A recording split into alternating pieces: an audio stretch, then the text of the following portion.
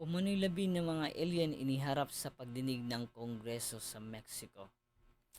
Magandang araw sa inyo mga tol. Magbibigay tayo ng reaction or comment tungkol sa katawan ng aliens na in-revealed ng Mexican government sa kanilang Kongreso. I don't know if this is the first time in the history na may government na nag-reveal ng UFO. Kahit ang US hindi sila admit, even the US still denying about this UFO, na wala silang tinatago ng non-human beings. Kahit may mga whistleblower na nagpapatunay na may na-capture sila ng UFO.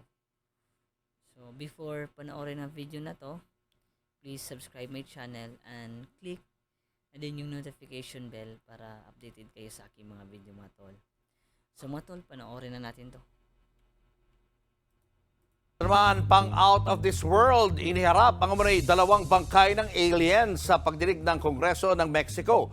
Katawan daw ito ng mga batang alien. Meron itong 3 daliri at pahaba ang hugis ng ulo. Ayon sa tumistigong researcher, na-recover ang mummies na ito sa Peru noong 2017. Posibleng 700 at 1,800 years old na raw ang bawat isa. Oh, 1,000 years old? Tagal na. Malinaw din anilang pruweba ito na may non-human specimen sa ating mundo. Mapapatunayan daw yan gamit ang DNA technology. Sinagawa ang pagdinig sa unidentified anomaly. Ang buto ba yan? Parang bato lang ha. Kayo mga tol, naniwala ba kayo dito? Ano sa tingin nyo? Mag-comment na kayo. Anomalous phenomena para sa sinusulong na Aerial Space Protection Law sa Mexico. Kaya pala. So,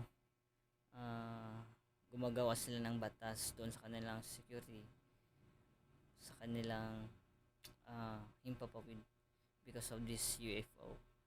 So matol, kayo ba ay naniwala na may UFO talagang nag-i-exist sa ating mundo ngayon? So, kayo naniwala or hindi, please comment on below para mapag-usapan natin to. So mga tol, hanggang sa muli, ito pala ang Ito's TV.